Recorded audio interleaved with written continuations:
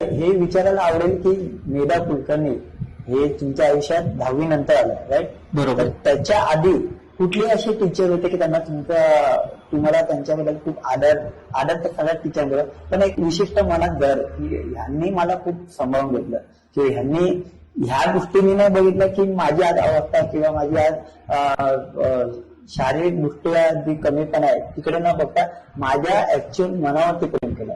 मी सांगेल की मी लहानपणापासून खूप ऍक्टिव्ह होतो आणि लहानपणापासून ऍक्टिव्ह असल्यामुळे माझे जे 1ली ते 4थी पर्यंतची जी शिक्षिका होत्या, ज्या आजही आहेत तिथे, त्यांचं नाव आहे मनीषा मॅडम म्हणून.